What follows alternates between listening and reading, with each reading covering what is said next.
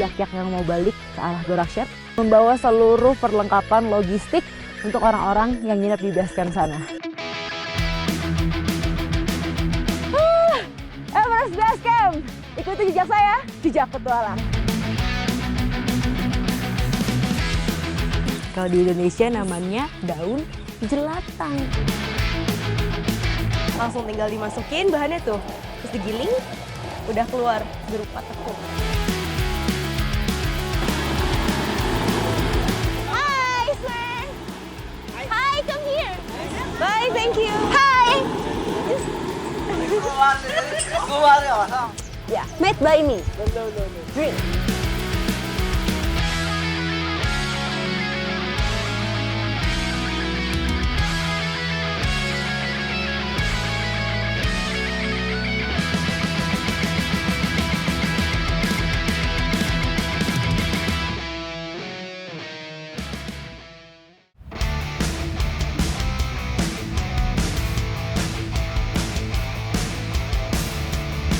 Petualangan jejak petualang kali ini berbeda. Kami akan mengeksplorasi salah satu negara yang terkenal dengan gugusan pegunungan Himalayanya. Ya, Nepal. Puncaknya yang meruncing dan tertutup salju abadi menggambarkan betapa gagah dan membius setiap kaki yang menginjaknya.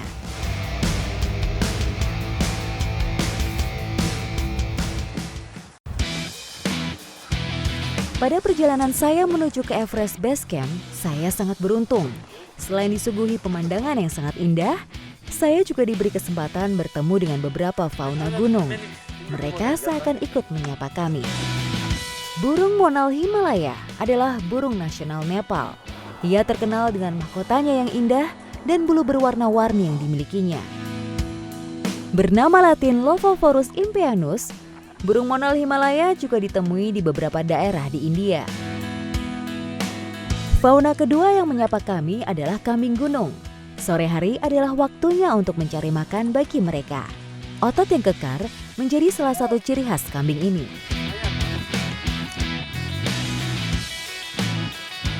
Ada kambing gunung.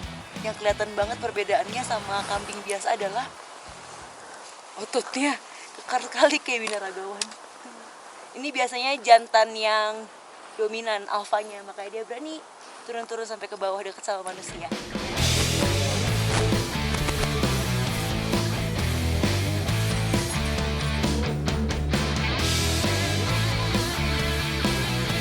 Selain kedua hewan ini, seringkali selama perjalanan kami menemukan berbagai macam transportasi hewan, mulai dari keledai, meol, dan jobkyo. Meol adalah persilangan antara keledai dengan kuda. Hewan ini memiliki kekuatan seperti kuda, namun mudah dikendalikan seperti keledai. Sementara jobkyo adalah persilangan antara sapi dengan yak. Kekuatannya hampir mengimbangi yak. Jobkyo bisa mengangkut barang sampai ke tempat rendah, berbeda dengan yak yang hanya bisa hidup di daerah dingin dan tinggi.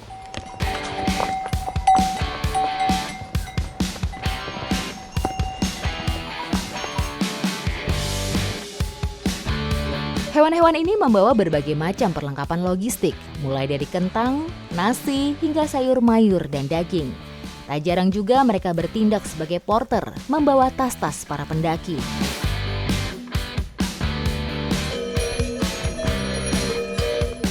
Perjalanan saya menuju ke Everest Base Camp kurang lebih ditempuh dalam waktu 3 jam. Dan ini lihat nih, yak-yak yang mau balik ke arah Gorakchep itu mereka baru aja dari Everest Base Camp, membawa seluruh perlengkapan logistik untuk orang-orang yang nginep di base camp sana. Kalau ada yak gak boleh sembarangan, gak boleh deket-deket karena terkadang mereka bisa agresif banget. Nah, yak-yak di sini bisa berfungsi juga sebagai porter. Jadi ada porter manusia, ada juga porter yak. Yak berasal dari bahasa Tibet yak atau gyak, sebutan yak untuk yang berjenis kelamin jantan. Sementara yak betina disebut dengan dri atau nak.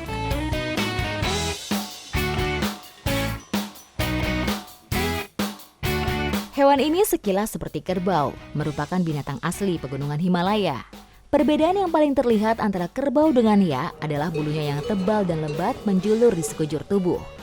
Bulu-bulu yang lebat dan tebal ini melindungi yak dari paparan hawa dingin pegunungan di dataran tinggi bersalju. Selain tinggal di alam bebas, yak juga dipergunakan untuk membantu tugas keseharian masyarakat yang tinggal di sekitar pegunungan Himalaya, seperti sebagai alat transportasi oleh petani membawa hasil panen. Para pedagang memanfaatkannya untuk membawa barang dagangan melewati perbukitan yang naik turun. Yak juga sering diperuntukkan membawa peralatan dan bahan makanan. Hewan pengangkut beban ini juga bisa ditemukan di pegunungan berselimut salju di Mongolia hingga daratan Rusia.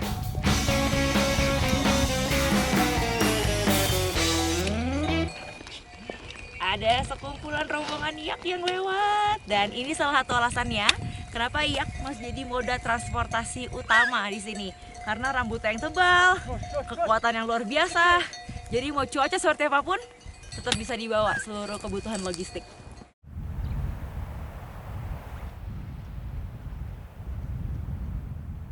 Ada beberapa pos pemeriksaan di sepanjang jalur pendakian Everest Base Camp. Sekarang Rani udah sampai di Sagarmatha National Park, jadi ini semacam gerbang Taman Nasional kalau kita mau lanjut ke Namche Bazaar. Semakin ke atas, pemandangan semakin indah.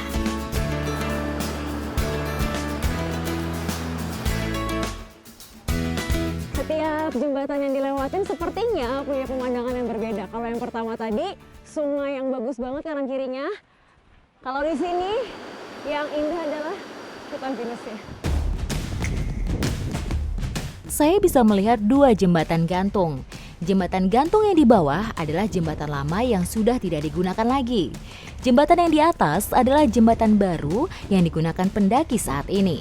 Disebut sebagai jembatan Hillary.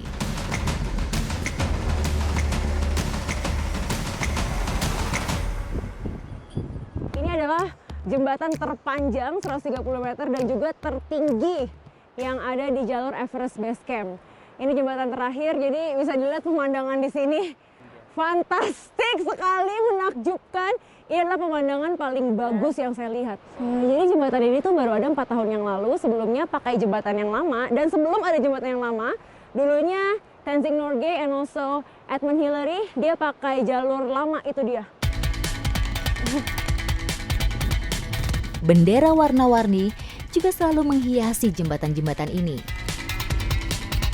Angin yang berhembus kencang membuat bendera ini melambai dengan indahnya.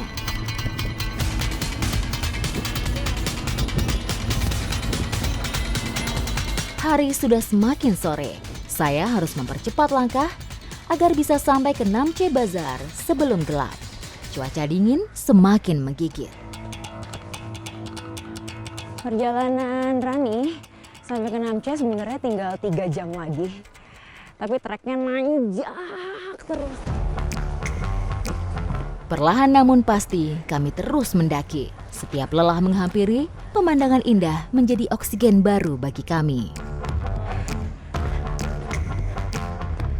Sebenarnya menurut saya semua gunung itu punya struggle-nya masing-masing, punya kesulitannya masing-masing. Tapi yang membuat saya ataupun pendaki lain tetap semangat adalah pasti keindahan alam yang ditawarkan. Gak pernah habis. Ikuti jejak saya, jejak petualang.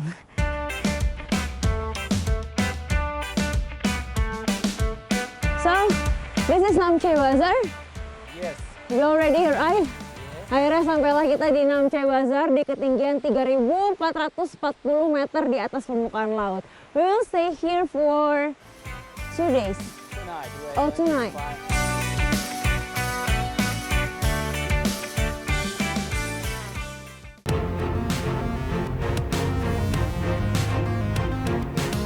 Perjalanan menuju ke Everest Base Camp selalu dipenuhi dengan kejutan. Mulai dari keragaman panorama hingga perubahan cuaca yang ekstrim.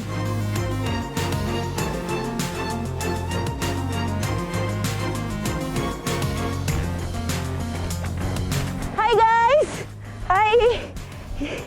Oke, hari ini perjalanannya kita akan menuju ke Lobuche di ketinggian 4.910. Perjalanannya kurang lebih 7 sampai 8 jam. Dan ini teman-teman porter saya sudah menunggu untuk menemani perjalanan saya. Ikuti jejak saya, jejak petualang.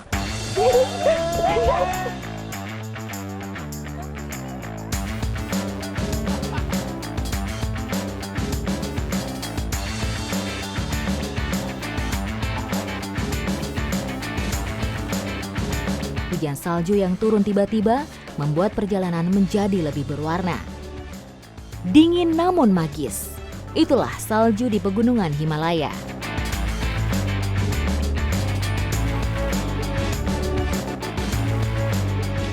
Sekarang cuacanya hujan salju, tapi nggak lama lagi Everest Base Camp. Jadi nggak boleh mundur atau patah semangat. Yuk lanjut, Everest Base Camp, Rani datang.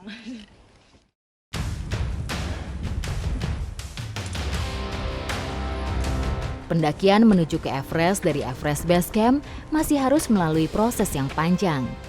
Ketika pendaki tiba di Everest Base Camp, mereka akan menginap di base camp selama 5 malam untuk menyesuaikan diri dengan suhu dingin dan juga ketinggian. Everest Base Camp, ikuti jejak saya, jejak petualang. Total pendakian menuju ke Everest memakan waktu kurang lebih 2 bulan.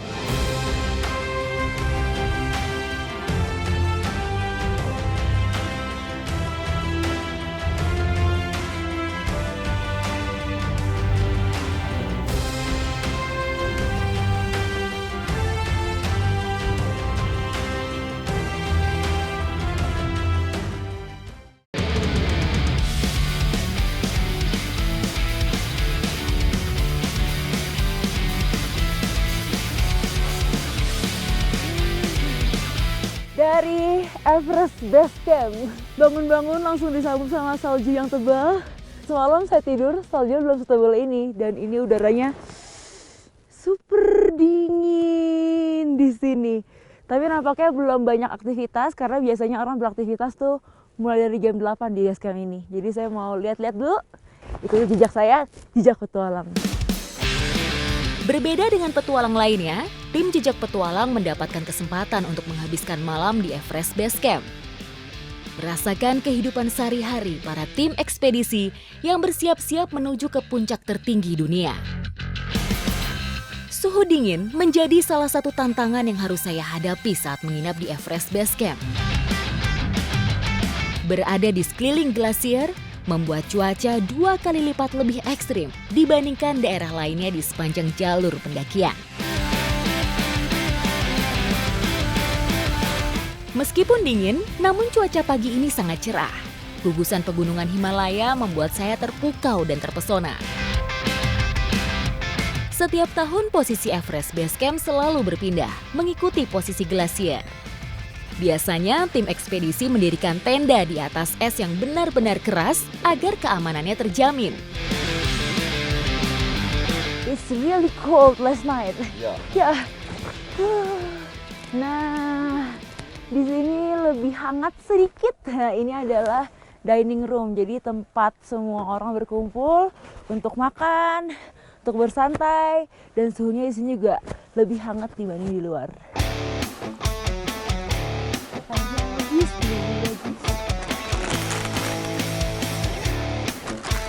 Kalau lagi dingin begini melakukan semuanya tuh 2 kali lipat lebih susah.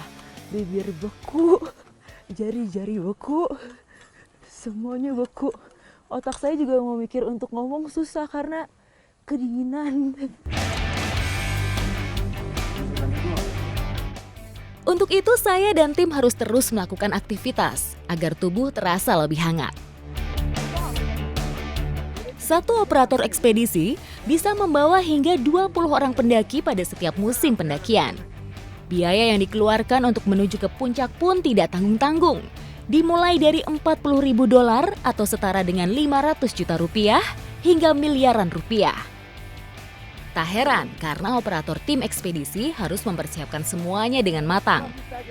Mulai dari logistik hingga tim rescue ketika terjadi hal-hal yang tidak diinginkan.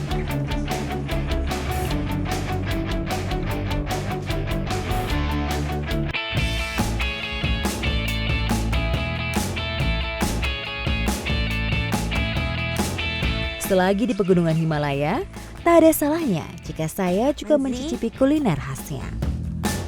Saya lagi ada di sebuah daerah yang namanya Pokhara. Hari ini saya sama Rosina, Hira, dan juga Manci. Kita mau ambil satu tanaman yang udah akrab di Indonesia, tapi kalau di sini dimakan. Namanya sisnu. Ikuti jejak saya, jejak petualang. Berada di dataran tinggi membuat tidak semua tumbuhan dan tanaman dapat tumbuh subur di Nepal. Untuk memenuhi kebutuhan vitamin nabati, sisnu menjadi daun yang dipilih untuk dikonsumsi.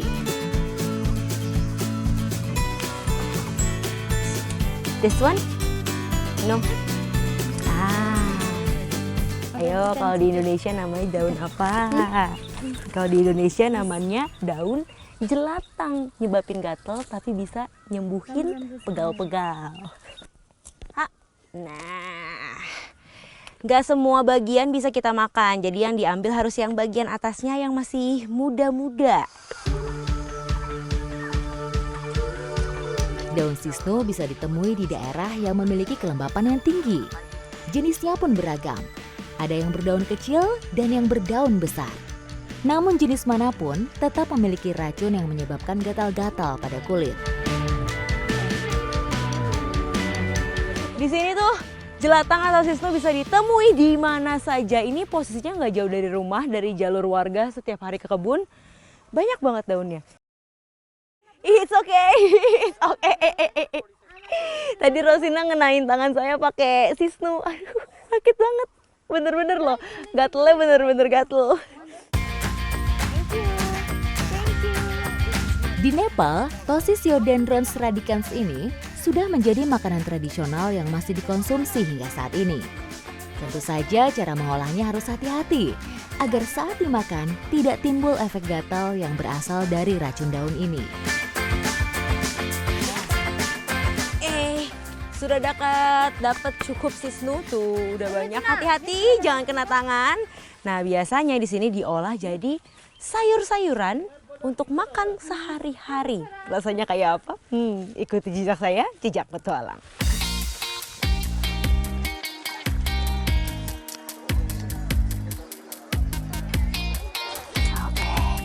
Nah, ini tempat masyarakat Nepal yang masih tradisional biasanya masak. Ini dapurnya mereka. Namanya Chulo, Hira. Iya, Chulo.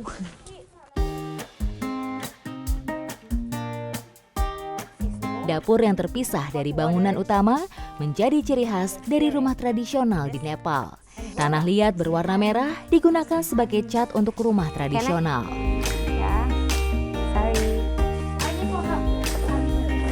Sisnu ini kan nggak bisa langsung dipegang karena dia gatal sekali. Jadi nggak bisa kita nyuci, ngebersihinnya pakai air. Nah, di sini ngebersihin sisnu dari segala macam serangga itu pakainya tepung.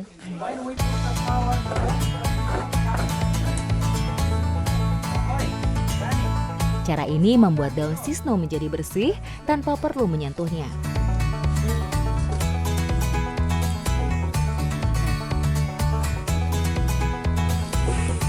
Oke, ternyata cara ngaduk yang seperti ini itu salah, harus seperti ini. Jadi daunnya ngumpul di tengah, terus pecah. Aduk lagi, ngumpul di tengah, tuh, terus pecah. Warna kuahnya semakin kental, semakin hijau kalau ngaduknya seperti ini. Sisnu ini baru dianggap matang kalau dia udah benar-benar kental sekali. Kayak bubur ketan hitam gitu kentalnya. Makanya tadi waktu diaduk pakai ini agak susah. Karena ini buat jenis masakan lain. Sekarang kita aduknya pakai alat yang tradisional dan sebenarnya. Dari batang bambu.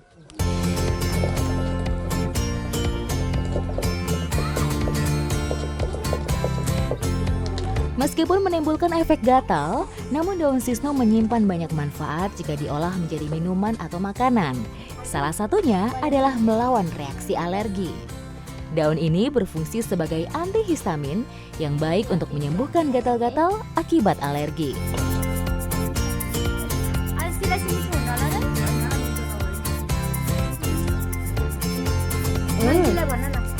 Rasanya nggak seperti bayangan saya. Di bayangan saya tuh udah pahit, terus aneh, terus gatel di lidah. Ini nggak gatel sama sekali. Rasanya persis kayak bubur ayam, tapi nggak ada ayamnya. Jadi bubur ayam yang plain. Kentalnya, angetnya.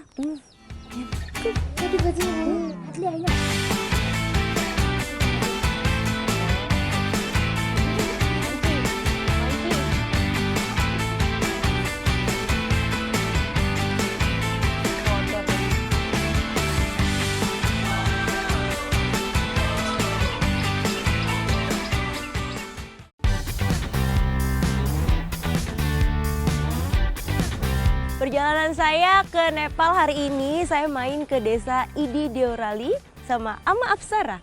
Ama Apsara, cantik sekali dia ya. Saya mau lihat kebudayaan masyarakat sehari-hari yang ada di desa ini. Ikuti jejak saya, jejak petualang.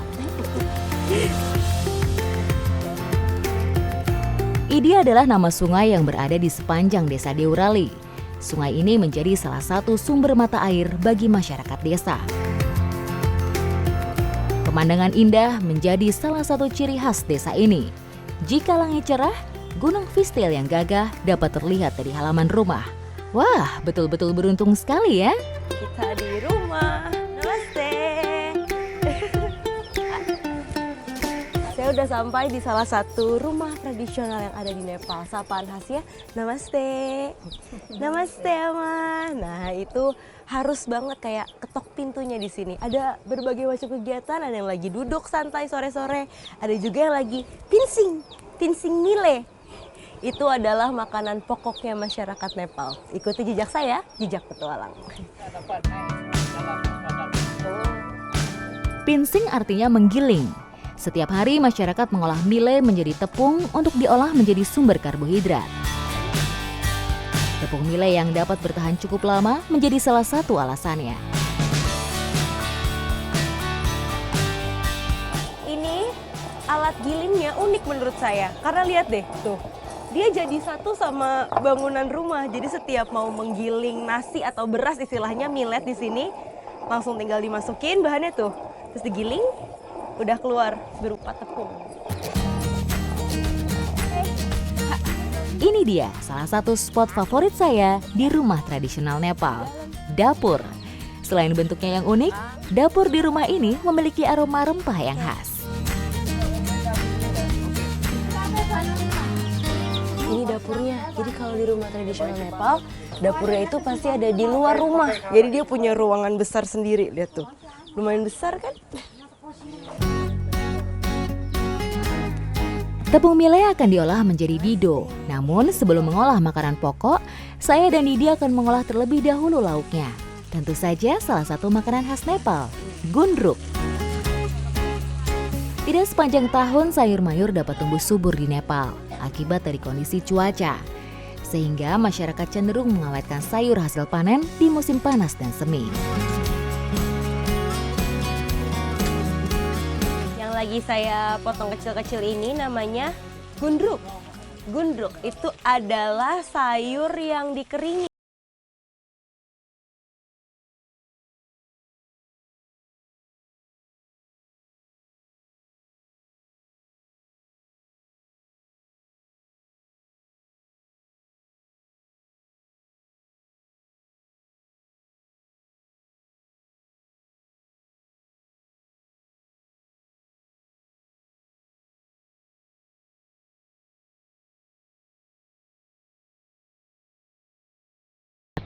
Saatnya kami membuat dido.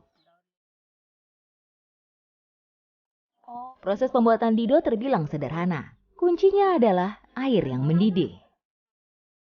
Saat air sudah mendidih, tepung harus langsung dimasukkan ke dalam panci agar adonan mengembang dengan sempurna.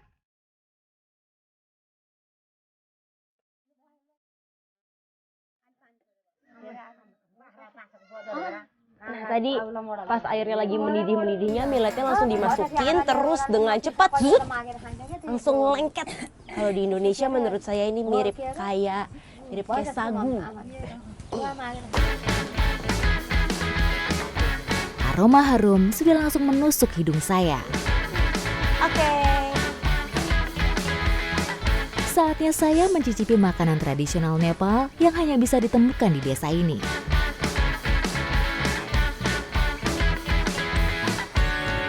Makannya tuh mesti dikit-dikit, jadi bukan kayak makan nasi padang yang barusan saya lakuin langsung dihop. Jadi kayak kecap terus Nah, gitu yang benar. Aduh, biasa makannya banyak. Rasa makanan yang enak dan pengalaman makan bersama Didi dan Ama benar-benar membuat petualangan saya menjadi lebih lengkap dan berwarna. Mito, Mito, kenyang. Iya. Jadi itu ditanya, enak gak makanannya? Kalau buat saya, pokoknya kesan pertama ngenyangin, lihat itu padat banget. Dan enak, rasanya nggak jauh beda kayak kuah santannya masakan Indonesia, mirip-mirip kayak masakan Padang buat saya. Mito.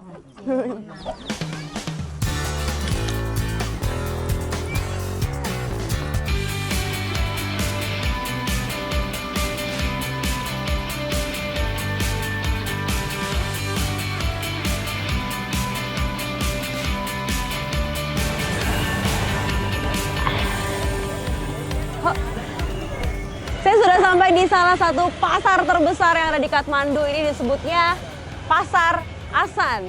Jadi berbagai macam hal bisa ditemuin di sini, mulai dari hal-hal yang modern sampai hal-hal yang tradisional yang khas Nepal. Ikuti jejak saya, Jejak Petualang.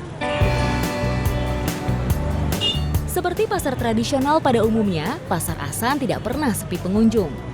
Berbagai macam barang dijual, dari kebutuhan pokok sampai pernak-pernik Nepal dijual di sini.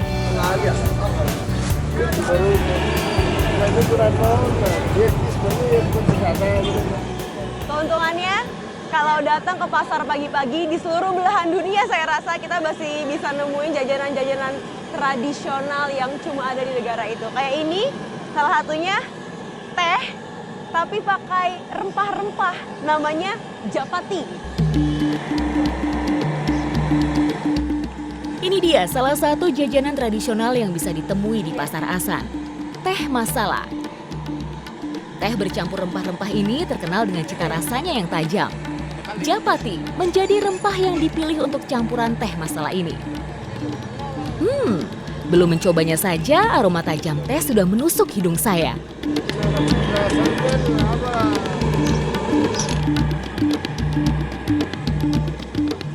Baunya tuh bau rempah-rempah. Kalau menurut saya semua aroma yang ada di Nepal ini ada bau rempah-rempahnya. Makanan, suasana pasar, termasuk minuman tradisionalnya juga bau rempah-rempahnya terasa banget. Untuk menghasilkan rasa yang pas, seluruh bahannya harus diaduk selama 5 menit. Agar rasa japati dapat menyatu dengan teh dan kopinya. Thank you. Wede, ini tampilannya nih mirip kayak cappuccino.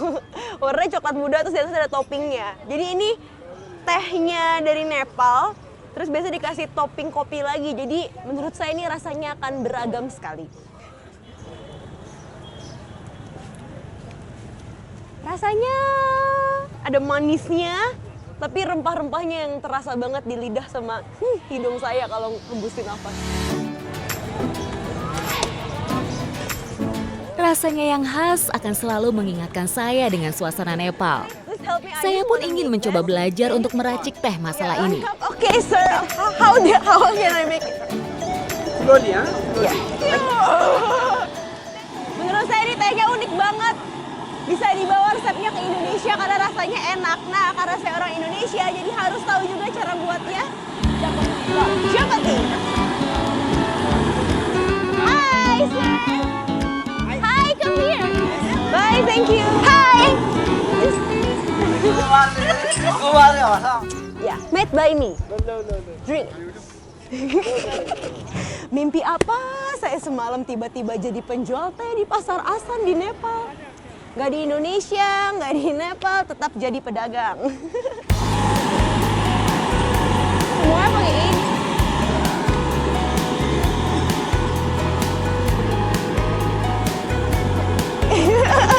Try it. Kayak rasa teh saya aneh deh. Pertamanya rame, banyak yang datang. Lama-lama nggak mau lagi. Ya. Oh, mau. Ternyata cuma malu-malu. Try. Come here.